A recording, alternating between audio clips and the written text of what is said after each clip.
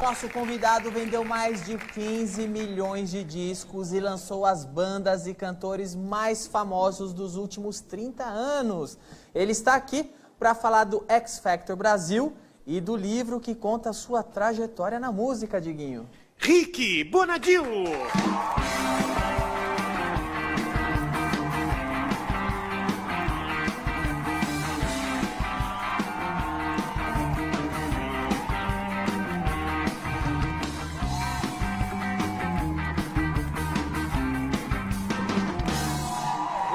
Rick Bonadio, é um prazer recebê-lo. O prazer é meu, Danilo. Bacana. Muito feliz sempre de vir aqui. Rick, você enjoou de música? Porque você está lançando um livro agora. Pois é, e conta muita coisa sobre música, né? Na verdade, o livro é uma história, a história da minha vida, né? E eu resolvi escrever esse livro porque muita gente me perguntava, pô, como é que você chegou a ser produtor? Como é que você conseguiu ser produtor? Para falar a verdade, eu nunca sabia responder isso, né? Então eu falei, é melhor eu escrever a história toda para a pessoa ler e aí ela chega à entende, conclusão. né? Tá aqui, Rick Bonadio, 30 anos de música. O livro é focado na história profissional ou tem coisa da sua vida pessoal também? Olha, tem um pouco dos dois, né? Mais focado na minha vida profissional, obviamente, mas tem uma coisa que é... A minha vida profissional é muito ligada à minha vida pessoal, né? Quando você fala de música, você não consegue separar muito as coisas na minha vida, né? A música está ligada, então naturalmente tem muitas histórias pessoais também. Tô vendo aqui, olha só, quero deixar claro que eu faço parte da história da vida de Rick Bonadio, tá? Conforme está registrado aqui no livro, tá vendo? Beleza.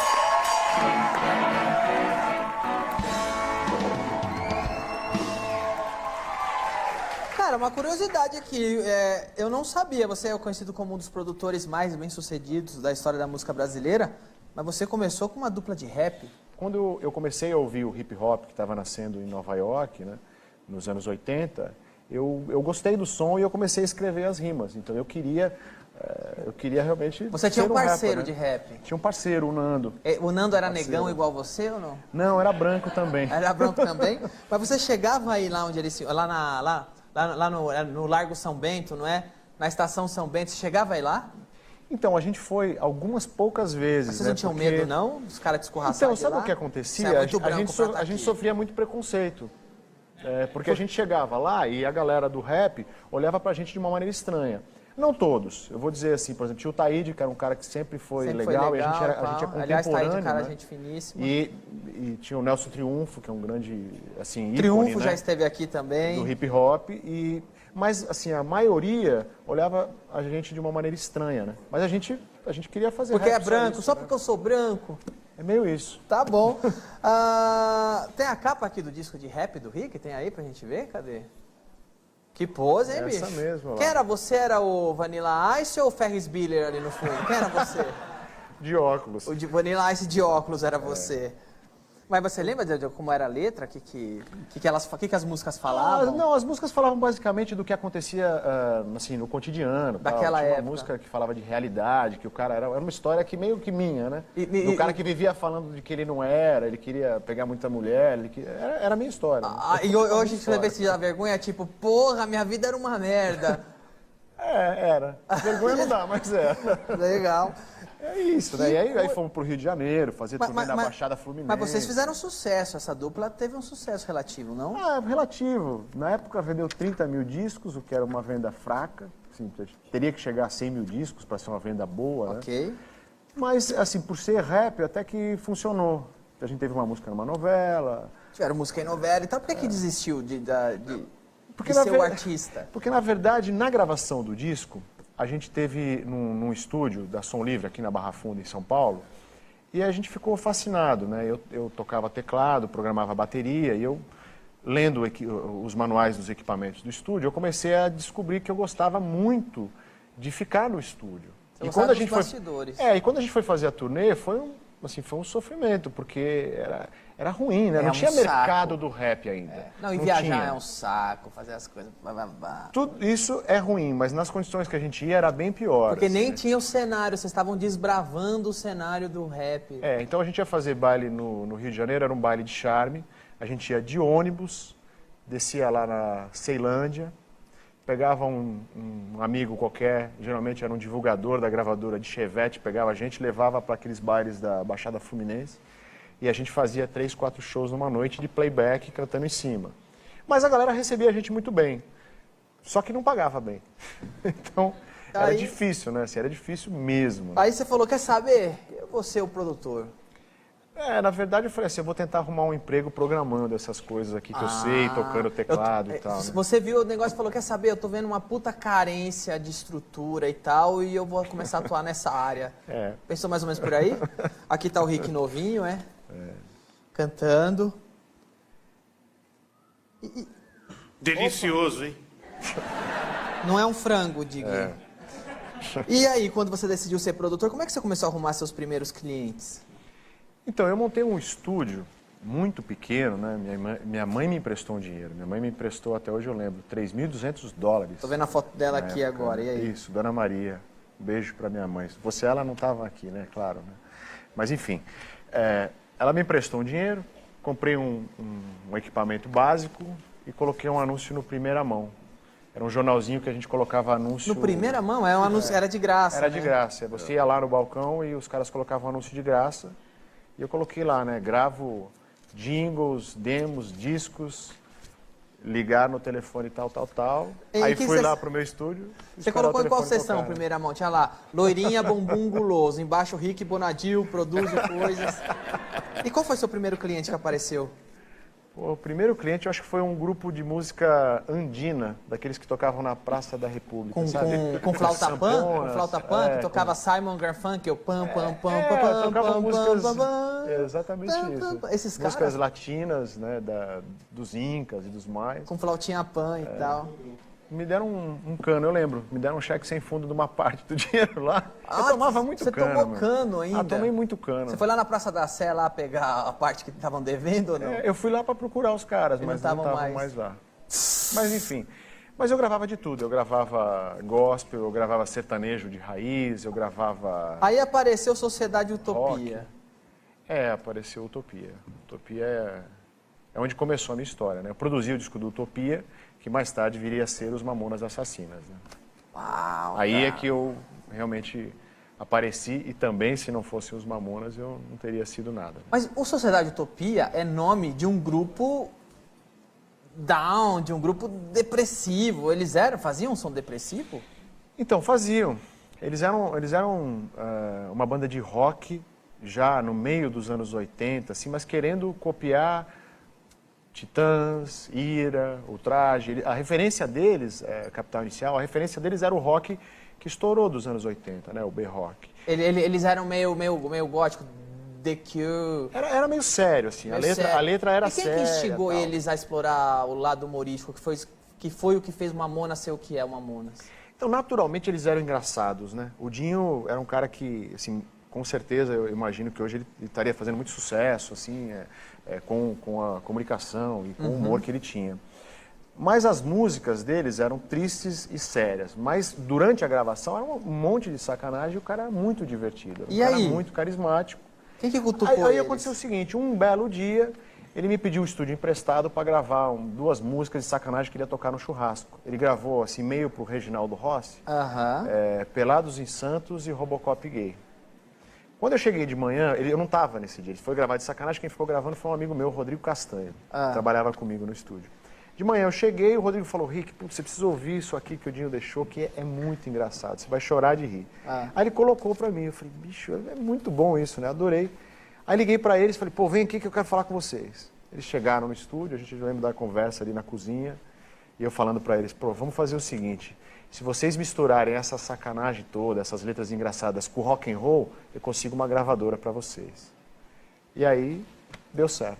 Que coisa, hein, cara? Que demais, cara. E se você acha que se os Mamonas estivessem vivos hoje, eles estariam fazendo sucesso até hoje? O pessoal teria enjoado? Estaria fazendo o mesmo tipo de som? Teria mudado o estilo? Pela sua experiência de produtor, que já viu tantas bandas fazerem sucesso, sumirem, outras se manterem, o que você acha que teria acontecido? Eu acho que já teria acabado, sim, porque o humor dos Mamonas, ele era muito livre, né? Então, à época, você, melhor do que ninguém, consegue entender isso, né? Eles podiam falar de qualquer coisa. Então, eles sacaneavam nordestino, negro, imigrante, Branco, europeu, porque tinha todo música de mundo. gay, Mas eles faziam europeu, sátiras das músicas. Assim, eu acho que não seria viável hoje esse tipo de humor.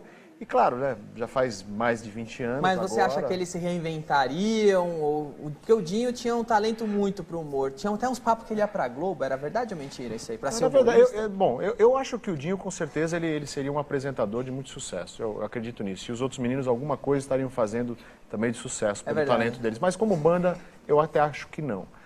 Agora, essa história da Globo é uma história que ninguém sabe, né? É uma coisa que eu contei no livro, mas o livro não saiu ainda, né?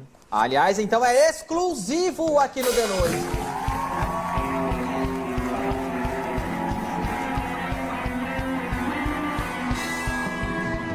Então é o seguinte, quem quiser saber mais tem que ter o livro, porque tem muita história interessante, cara. E quando o Mamonas estourou, você ficou com medo de ser o produtor de um sucesso só?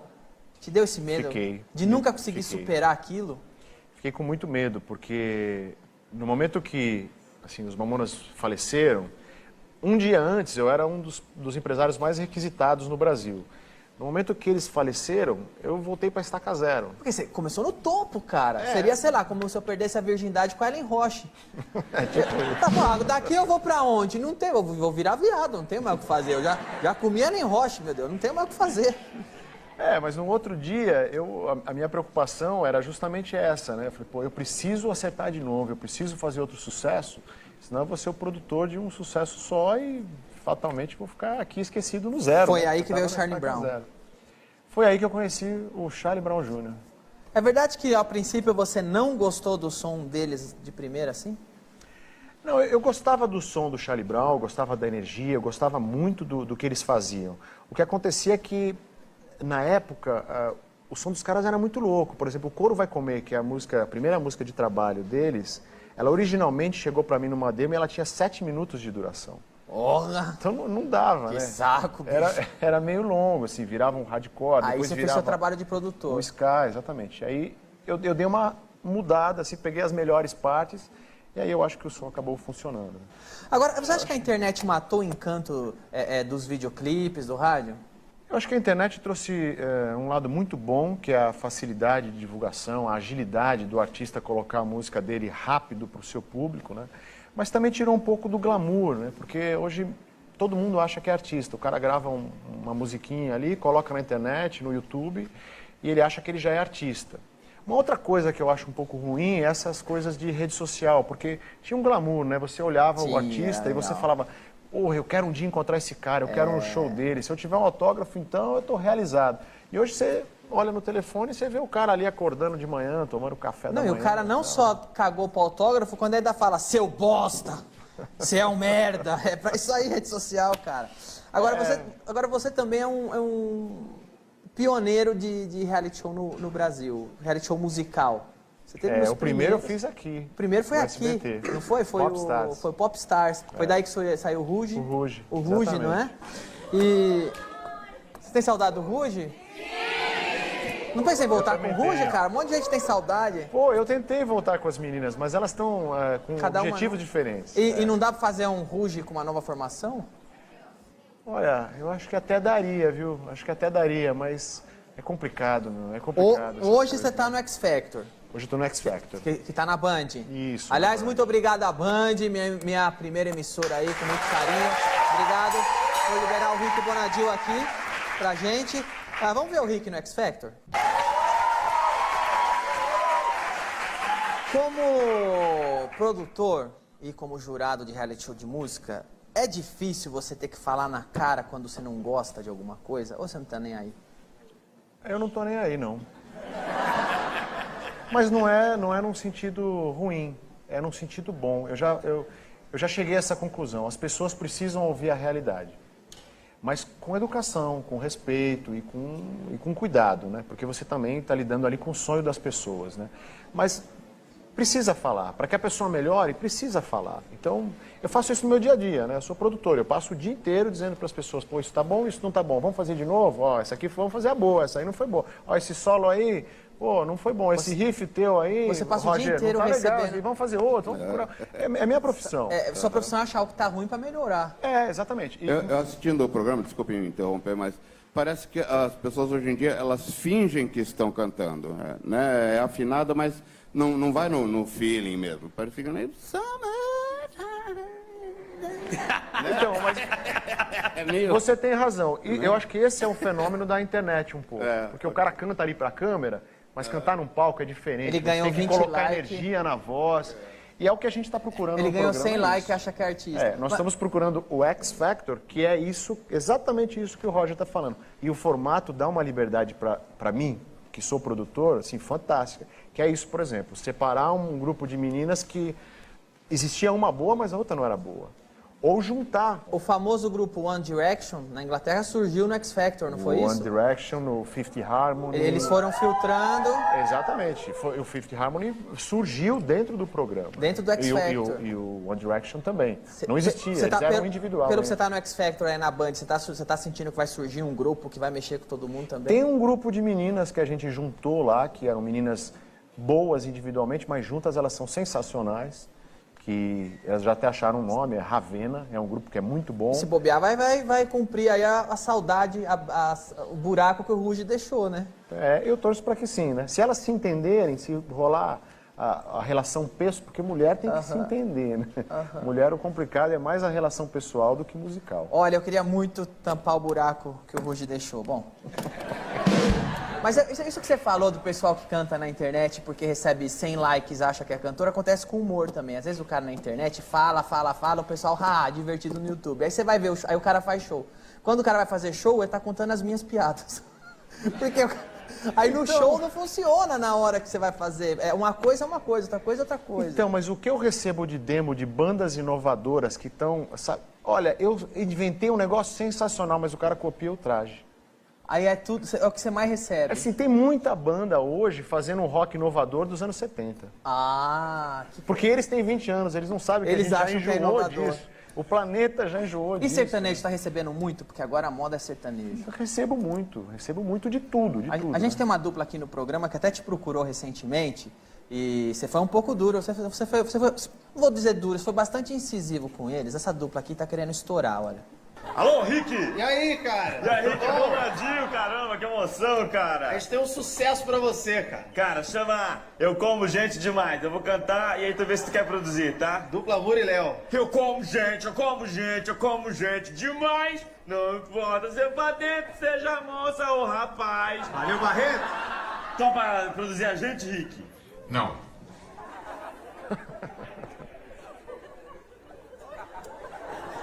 Caiu, né? Rick, o que você acha, sinceramente, dessa banda, dessa dupla aí? Eles não são bons, não. Oh!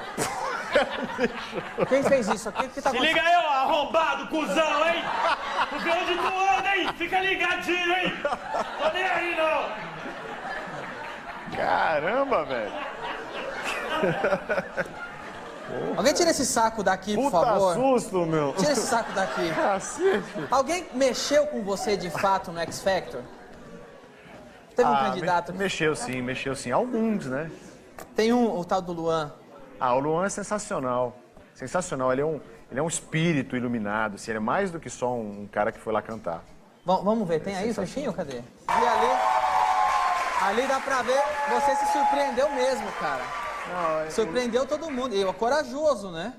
E ele, assim, a gente não espera que vai vir uma emoção dessa, daquela figura, né? Assim, o Luanzinho é um cara totalmente inesperado, né? Assim, mas a voz dele é diferente, ele tem um timbre de voz que lembra até criança, às vezes, mas a emoção que ele coloca na interpretação é muito bonito, assim, eu ouvindo ele, assim, dá um calafrio, dá um arrepio, dá vontade de chorar. Até. Ainda mais ele cantando, faz carinho no cu, faz carinho no cu, faz carinho no cu, dá um calafrio, não é?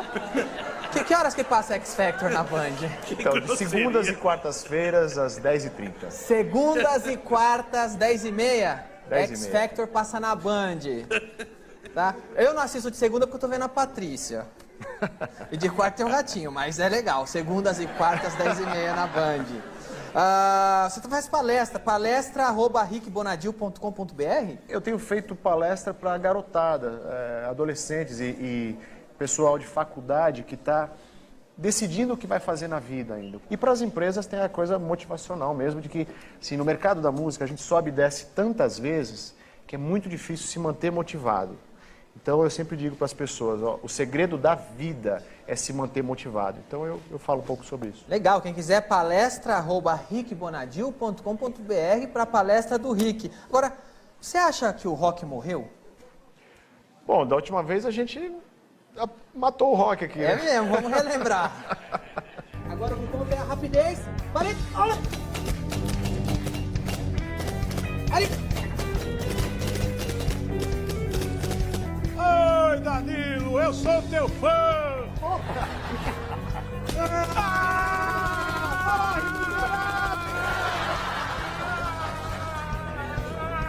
Cara, foi demais. Você matou o rock? Ah, matei. Ah, é mesmo. E daí? Isso. Aí me falaram que você é autodidata, que você aprende muito rápido instrumentos. Você pega instrumentos novos e aprende, é verdade? Sim, eu aprendi sozinho. Mas... Tem um desafio. Pouco antes de você entrar nessa entrevista, eu pedi pra produção, mas tipo assim, pouco antes, tipo 5 minutos antes, eu dei isso aqui pro Rick.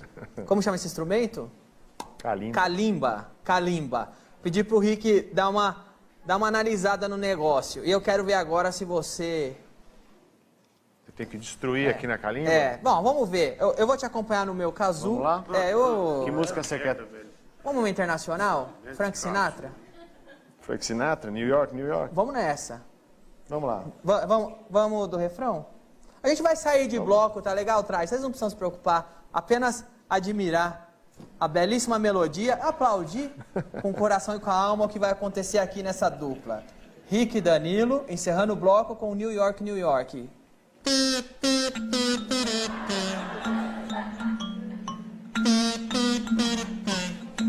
Refrão, refrão.